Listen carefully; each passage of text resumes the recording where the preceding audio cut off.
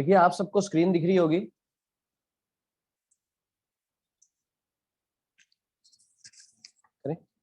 देखो आराम से समझते हैं। आज का टॉपिक जो है हमारा वो है मोनोटोनिक सीक्वेंस का, कि कोई सीक्वेंस ए कन्वर्जेंट हो जाती है। क्या हो जाती है? कन्वर्जेंट हो जाती है। जब वो दो प्रॉपर्टी सेटिस्फाई करती है तो वो सीक्वेंस कन्वर्जेंट हो जाती है। पहली प्रॉपर्टी होती है मोनोटोनिक की और दूसरी होती है बाउंडेड की। मोनोटोनिक सीक्वेंस क्या होती है? मोनोटोनिक सीक्वेंस दो टाइप की होती है। एक होती है मोनोटोनिकली इंक्रीजिंग और एक होती है मोनोटोनिकली डिक्रीजिंग, और दूसरी होती है बाउंडेड। बाउंडेड का मतलब क्या होता है? जो लोअर बाउंड को भी कंटेन करती है और अपर बाउंड को भी कंटेन करती है। अगर कोई सीक्वेंस मोनोटोनिक है और बाउंडेड है, दोनों प्रॉपर्टी सेटिस्फाई कर रही है, तो वो सीक्वेंस क्या हो जाएगी? कन्वर्जेंट हो जाएगी। ये बात याद रखनी है। चाहे वो मोनोटोनिकली इंक्रीजिंग हो, चाहे वो मोनोटोनिकली डिक्रीजिंग हो, लेकिन उसके साथ बाउंडेड होना जरूरी है, तो वो सीक्वेंस कन्वर्जेंट हो जाएगी। लेकिन अगर कोई सीक्वेंस मोनोटोनिकली इंक्रीजिंग है, ठीक है, और बाउंडेड नहीं है, क्या नहीं है? बाउंडेड नहीं है, तो वो सीक्वेंस डाइवर्जेंट होगी प्लस इंफिनिटी पे। किस पे डाइवर्जेंट होगी? लेकिन अगर कोई सीक्वेंस मोनोटोनिकली डिक्रीजिंग है और बाउंडेड नहीं है, ठीक है, तो वो सीक्वेंस डाइवर्जेंट होगी माइनस इंफिनिटी। लेकिन अगर कोई सीक्वेंस मोनोटोनिक नहीं है, मोनोटोनिक नहीं है लेकिन बाउंडेड है, क्या है? तो वो सीक्वेंस ऑसिलेट होगी। तो वो सीक्वेंस क्या होगी?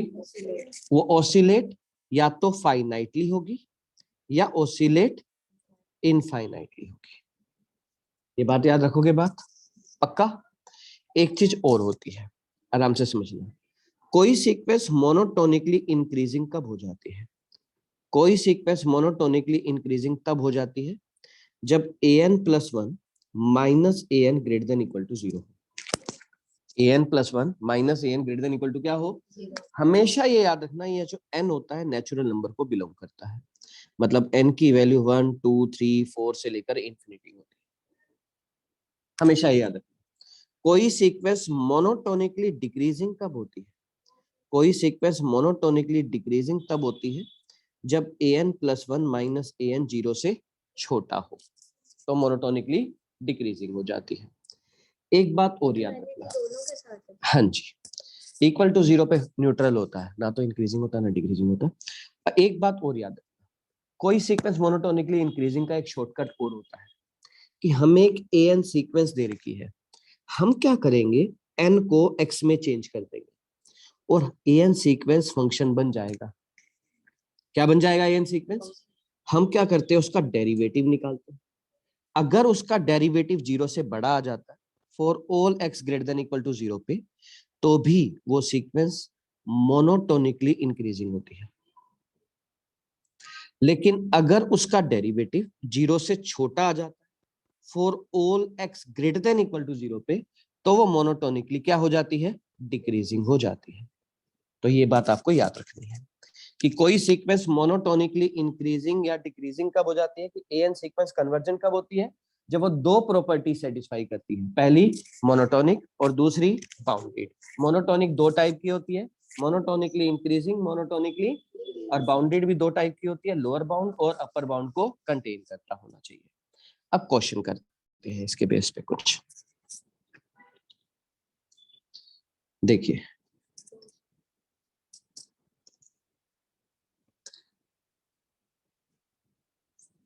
देखिए हमें एक सीक्वेंस दे रखी है, an सीक्वेंस दे रखी है 1/2 1/2 स्क्वायर 1/2 क्यूब अप टू 1/2 की पावर n है। हमें देखना है कि ये सीक्वेंस कन्वर्जेंट है या डाइवर्जेंट है। कई बच्चे इसको सीरीज मानते हैं क्योंकि इसमें प्लस लगा हुआ है, लेकिन ये प्लस लगा हुआ है, सीरीज नहीं है, ये पूरी की पूरी एक सीक्वेंस है। जिसके आगे समीशन ना लगा हुआ हो वो सीक्वेंस होती है, जिसके आगे समीशन लगा हुआ हो वो सीरीज होती है। ठीक है, अब ये पूरी एक सीक्वेंस है। अब हमें देखना है कि ये कन्वर्जेंट है या डाइवर्जेंट है। तो सबसे पहला काम n को n+1 में चेंज कर देंगे। 1/2 1/2 स्क्वायर 1/2 क्यूब 1/2 की पावर n प्लस 1/2 की पावर n+1 हो जाएगा। फिर an+1 में से an सब्ट्रैक्ट कर देंगे तो इससे ये पार्ट कैंसिल हो जाएगा। क्या बचेगा? 1/2 की पावर n+1 बचेगा जो कि पॉजिटिव है। अगर ये पॉजिटिव है तो ये सीक्वेंस क्या हो जाएगी? मोनोटोनिकली इंक्रीजिंग हो जाएगी। हो गई? मोनोटोनिकली इंक्रीजिंग होगी। अब हमें इसको क्या प्रूव करना है? बाउंडेड प्रूव करना है। क्या प्रूव करना है? तो सबसे लास्ट वाला पार्ट उठा लिया। लास्ट वाला पार्ट कौन सा है? 1/2 की पावर n, और इसमें लिमिट n टेंड्स टू क्या कर दिया? इन्फिनिटी। समथिंग अपॉन में इन्फिनिटी क्या हो गया? 0। अब इस सीक्वेंस में सबसे छोटा एलिमेंट जो है वो 0 है, और सबसे बड़ा एलिमेंट जो है वो क्या है? 1/2 है या नहीं है? अब सीक्वेंस लोअर बाउंड को भी कंटेन कर रही है और अपर बाउंड को भी कंटेन कर रही है। इसका मतलब ये सीक्वेंस क्या हो गई?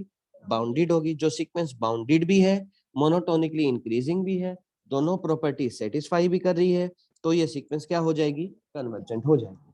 कोई सीक्वेंस कन्वर्जेंट कब होती है? जब वो मोनोटोनिक हो और बाउंडेड हो। मोनोटोनिक में चाहे वो मोनोटोनिकली इंक्रीजिंग है चाहे वो मोनोटोनिकली डिक्रीजिंग है। बच्चों समझ में आ गया आप सबको ये क्वेश्चन कि कोई सीक्वेंस मोनोटोनिकली इंक्रीजिंग है और बाउंडेड है, दोनों प्रॉपर्टी सेटिस्फाई हो रही है, तो ये सीक्वेंस कन्वर्जेंट हो जाएगी।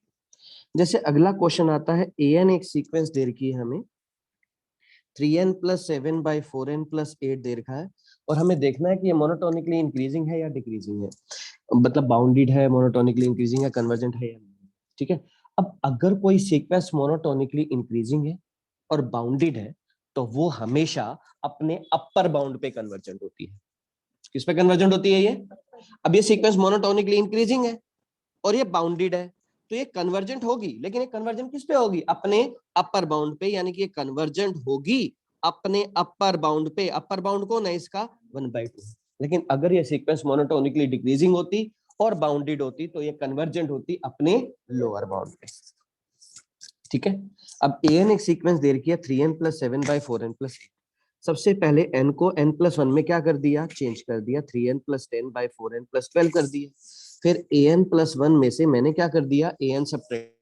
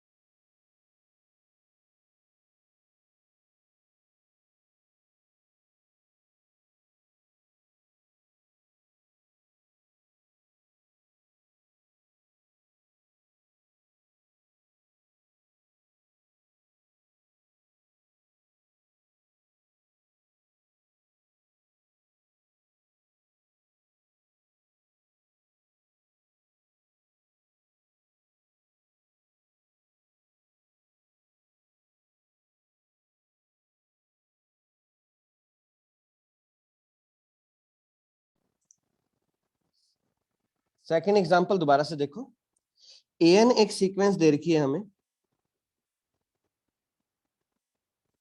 an एक सीक्वेंस दे रखी है हमें, 3n+7/4n+8 दे रखा है। तो n को n+1 में चेंज कर देंगे, 3n + 10 / 4n + 12 आ जाएगा। अब an+1 में से an सब्ट्रैक्ट कर दिया, इन दोनों को सब्ट्रैक्ट करना तो आता ही होगा आप सबको, तो -1/4 × n+3 n+2 आ जाएगा, जो कि नेगेटिव है। अगर ये नेगेटिव है तो ये इसका मतलब ये हो गया कि ये मोनोटोनिकली डिक्रीजिंग है।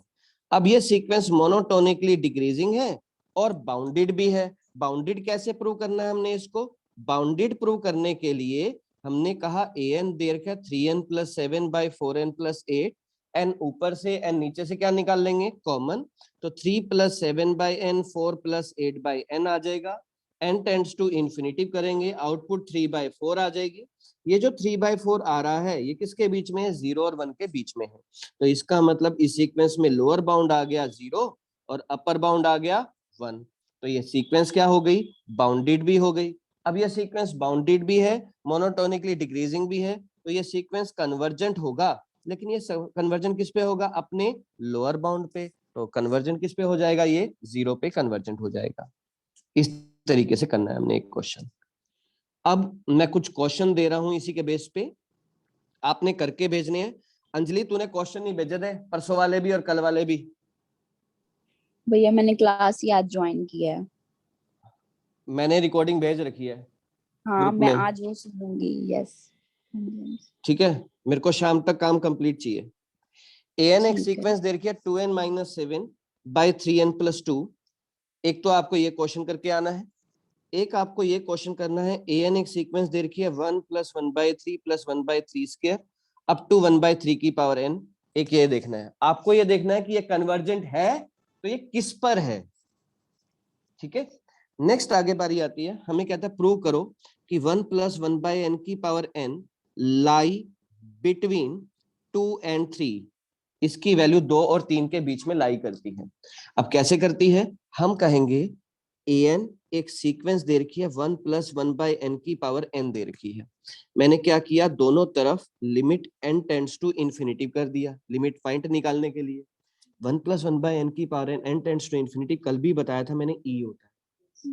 और ये जो e होता है इसकी वैल्यू जो होती है वो किसके बीच में होती है? 2.7138205 होती है एक्चुअली में, यानी कि e की जो वैल्यू होती है 2 और 3 के बीच में होती है। ये इसका लोअर बाउंड होता है और ये इसका क्या होता है?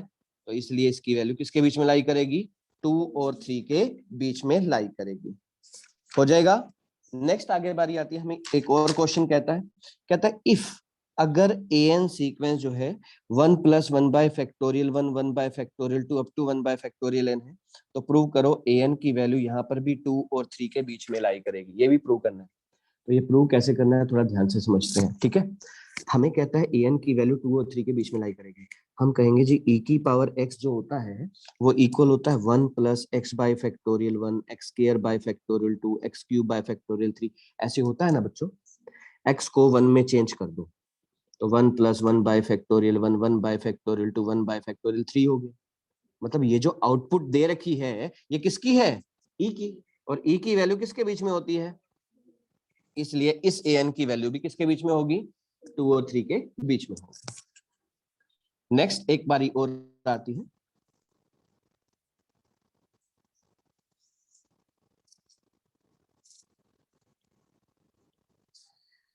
हमें कहता है कि a1 जो है वो हमें 1 दे रखा है और an जो है वो हमें दे रखा है रूट में 2 + an - 1 दे रखा है। सबसे पहले तो ये देखो कि ये कन्वर्जेंट है या डाइवर्जेंट है।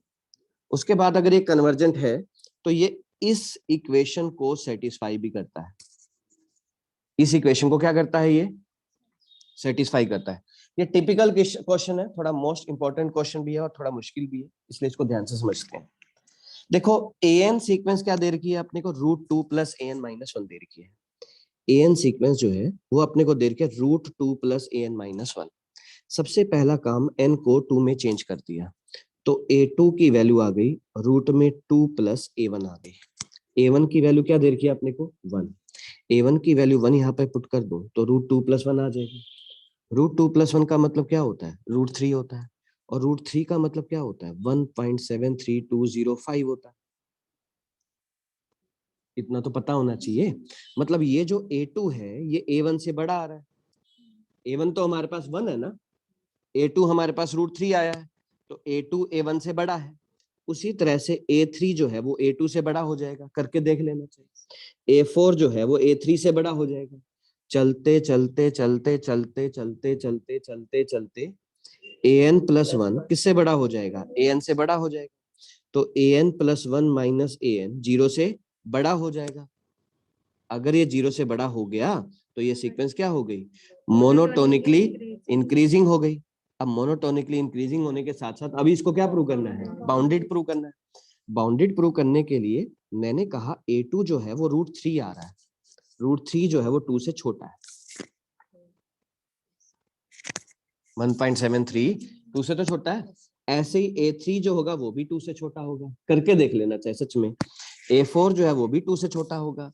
चलते चलते an-1 जो है वो भी 2 से छोटा होगा।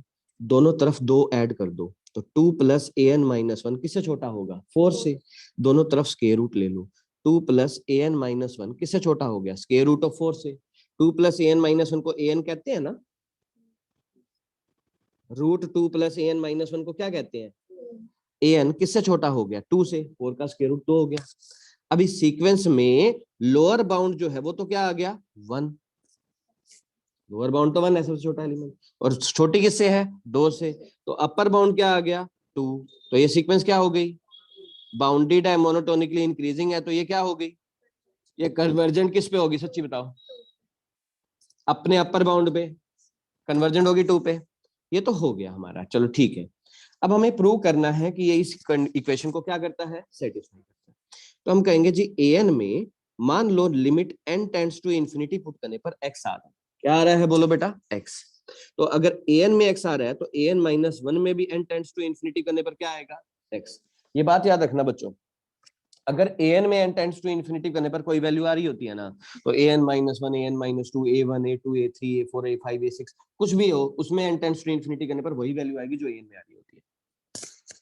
ठीक है। तो अब मैंने क्या किया कि an जो है वो अपने को क्या दे रखा है? √2 + an-1 दे रखा है। दोनों तरफ मैंने limit n tends to infinity कर दिया। ठीक है। an में n टेंड्स टू इंफिनिटी करने पर क्या आता है? x। और अगले में क्या करने पर क्या आता है? x। दोनों तरफ होल स्क्वायर कर दो। दोनों तरफ अगर होल स्क्वायर कर दूंगा तो x स्क्वायर किसके इक्वल आ जाएगा? x + 2 के। बोल दो। तो x स्क्वायर - x - 2 किसके इक्वल आ जाएगा? 0 के। हेंस क्या हो जाएगा? प्रूव हो जाएगा। यही हमने प्रूव करना था। कर लोगे ये क्वेश्चन? नेक्स्ट आगे बारी आती है, हमें कहता है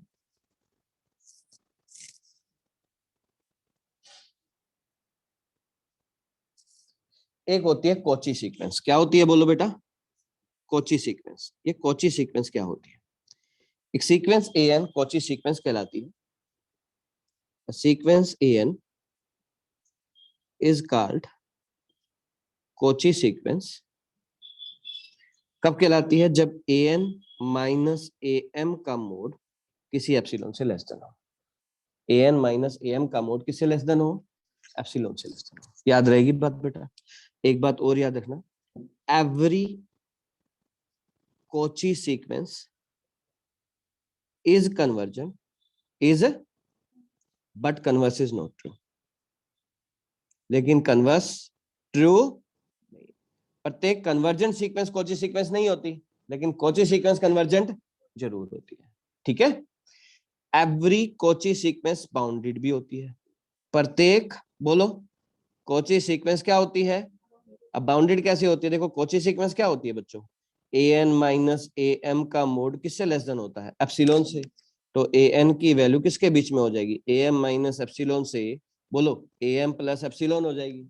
इसको हम स्मॉल m और इसको हम क्या मान ले? Capital M। तो an सीक्वेंस की वैल्यू स्मॉल m और कैपिटल M के बीच में लाई कर रही है। लोअर बाउंड भी है और अपर बाउंड भी है, दोनों प्रॉपर्टी सेटिस्फाई कर रही है, तो ये सीक्वेंस क्या हो जाएगी? बाउंडेड हो जाएगी। कर लोगे याद? लेकिन एक होता है Cauchy's general principle of convergence. ये Cauchy's general principle of convergence क्या होता है? Cauchy's general principle of convergence के अकॉर्डिंग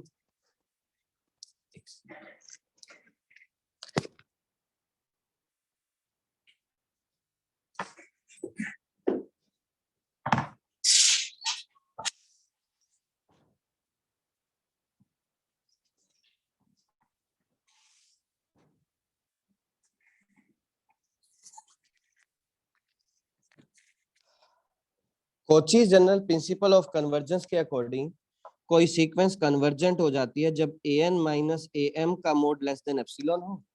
सोल्व करते करते n किसी फाइनाइट नंबर से बड़ा आ जाए तो वो सीक्वेंस कन्वर्जेंट हो जाती है। Kochi general principle of convergence के अकॉर्डिंग कोई सीक्वेंस कन्वर्जेंट कब हो जाती है? जब an माइनस am का मोड किससे लेस देन हो? एप्सिलॉन से, और n किसी फाइनाइट नंबर से क्या आ जाए? बड़ा आ जाए। जैसे an एक सीक्वेंस दे रखी है n by n plus one, इसको कन्वर्जेंट प्रूव करना है Kochi general principle of convergence से। तो कैसे करेंगे बोलो? an माइनस am, m का मतलब क्या हो गया? ऐसे लिख देंगे, एलसीएम लेना नहीं आता ना तुम्हें? n इंटू में m plus n minus mn minus m किससे लेस देन हो गया? एप्सिलॉन। nm से nm रेसिप्रोकल ले लो, ले लिया, ये ऊपर ये नीचे, n प्लस वन किससे बड़ा हो गया बेटा? n minus m by m plus one into one by epsilon से। वन इधर जाकर हो गया माइनस, ले जाओ माइनस इधर, इस पूरे को क्या मान लो? k, n किसी k से बड़ा आ गया, तो ये Kochi general principle of convergence से क्या हो गई? कन्वर्जेंट हो जाएगा।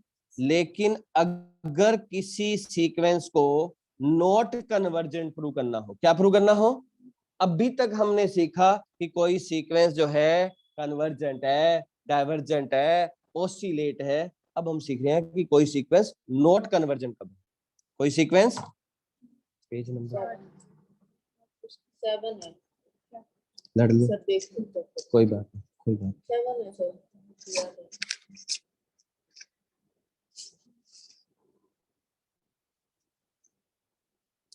कोई सीक्वेंस नॉट कन्वर्जेंट कब है? जैसे हमें कहता है an एक सीक्वेंस दे रखी है 1 plus 1/3 plus 1/5 up to 1/2n minus 1 है। इस सीक्वेंस को डज नॉट कन्वर्जन प्रूव करना हो, इसकी एक ट्रिक है, ये ट्रिक ध्यान से समझना। कभी भी किसी सीक्वेंस को डज नॉट कन्वर्जन प्रूव करना हो ना, तो सबसे पहले n को m में चेंज कर दो। n को किस में चेंज कर दो? m में। 1 plus 1/3 plus 1/5 up to 1/2m minus 1 हो जाएगा। फिर m को 2m में चेंज कर दो, 1 प्लस 1/3 1/5 और 1/2m माइनस 1 तो है ही। अब ये m मान लो 50 तक जा रहा है तो 2m मतलब तरीका है, ये ट्रिक है। m मान लो 50 तक जा रहा है तो 2m मान लो 100 तक जाएगा। अब ये 1 से 100 में 1 से 50 वाली टर्म तो आएगी, अब 51वीं 52वीं 53वीं 54वीं भी तो आएगी। अब इसमें 3 2 2 का गैप है ना, तो इसमें 2 2 का गैप डालोगे तो क्या आएगा? 2m प्लस 1, बोलो 2m प्लस 3 से लेकर 4m माइनस 1 आ जाएगा। भाई m को 2m में चेंज कर देंगे तो ये आ जाएगा। अब हमने क्या करना है? 2m में से am सब्ट्रैक्ट कर दो, इससे ये वाला पार्ट कैंसिल हो जाएगा, पहली 50 टर्म कैंसिल हो जाएगी। क्या बचेगी? 1/2m प्लस 1, 2m प्लस 3 से लेकर 1/4m माइनस 1 बच जाएगा। अब इसके ना, अब इसको प्रूव करना हो ना, इसके लास्ट वाला पार्ट देख लो। लास्ट वाला पार्ट कौन है बेटा? 4m है, तो ये सारा का सारा टर्म जो है ना वो बड़ी हो जाएगी 1/4m से। अगर यहाँ पर 4m है तो 4m लिख दो, 6m है तो 6m लिख दो, 8m है तो 8m लिख दो, 5m है तो 5m लिख दो, जो यहाँ पे यही लिख दिया हमने। अब ये कितनी टर्म्स है? m टर्म्स है। जब a2m में से m घटाएंगे तो m टर्म्स बची, तो ये m टाइम्स तक सम हो रहा है, तो m टाइम्स तक सम हो रहा है तो इसको क्या लिख देंगे? m/4m लिख देंगे। बोल दो, m से m क्या हो गया? 1/4 बच गया। यानी कि जो a2m माइनस am है ये किससे बड़ा हो गया? 1/4 से। अब 1/4 को एप्सिलॉन मान लो। क्यों? एप्सिलॉन की जो वैल्यू होती है 0 से 1 के बीच में होती है ना, 0 से 1 के बीच में किसी नंबर को एप्सिलॉन मान लो। अब यहाँ पर ये 2m माइनस am एप्सिलॉन से छोटा नहीं आ रहा, एप्सिलॉन से क्या आ रहा है? बड़ा आ रहा है। बड़ा आ रहा है तो ये क्या हो गया? Does not conversion. मतलब किसी सीक्वेंस को डज नॉट कन्वर्जन प्रूव करना हो ना तो यही एक मेथड, याद रहेगी बात। और ये जो क्वेश्चन है ना, ये वाला जो क्वेश्चन मैं करा रहा हूँ वो पार्ट सी में आ सकता है, 4.75 नंबर का, नोट 4 नंबर का, 4.75 मार्क्स का आता है। ठीक है। अब जैसे एक क्वेश्चन और करते हैं। an एक सीक्वेंस दे रखी है 1 plus 1/5 plus 1/9 up to 1/4n minus 3 है। इस सीक्वेंस को डज नॉट कन्वर्जन प्रूव करना है। क्या करेंगे? n को किस में चेंज कर दो? m में चेंज करो। 1 + 1/5 1/9 अप टू 1/4m - 3 हो गया। फिर m को किस में चेंज कर दो, फिर m को किस में चेंज कर दो, 2m में चेंज करो, 2m में बोलो 1 + 1/5 1/9 1/4m - 3 तो आएगा ही आएगा, 4 का गैप है, तो क्या आएगा बोलो बेटा, 1/4m + 1 4m + 5 up to 8m - 3 आ जाएगा। फिर क्या करेंगे, a2m में से am को क्या कर देंगे, सब्ट्रैक्ट, ये सब्ट्रैक्ट कर देंगे, क्या बचेगा 1/4m + 1 4m + 5 up to 8m - 3 बच जाएगा। अब ये लास्ट में कौन आ रहा है, 8m, तो सारी टर्म बड़ी किससे हो जाएगी, 1/8m 1/8m 1/8m से बड़ी हो जाएगी। इन सबको ऐड करूंगा तो क्या आ जाएगा बोलो बेटा, m/8m, m से m कट जाएगा, कितना आ जाएगा 1/8, तो a2m - am का मोड किससे बड़ा हो गया, इसको एप्सिलॉन मान लो, तो ये सीक्वेंस क्या हो जाएगी, डज नॉट कन्वर्जन। कर लोगे बच्चों ये क्वेश्चन, समझ में आ गया आप सबको। तो आज अभी पहली क्लास में इतना ही है, अब हम इसके नेक्स्ट क्लास में करेंगे ऑब्जेक्टिव टाइप क्वेश्चन, इसके कैसे बनेंगे। अब ये ऑब्जेक्टिव टाइप क्वेश्चन कराऊंगा आज, और कल मैं लूंगा आप सबका टेस्ट इसी समय, सीक्वेंस का, ऑब्जेक्टिव टाइप क्वेश्चन का, तुरंत क्वेश्चन दूंगा, तुरंत करके तुरंत सॉल्व करने हैं यही क्लास में ही।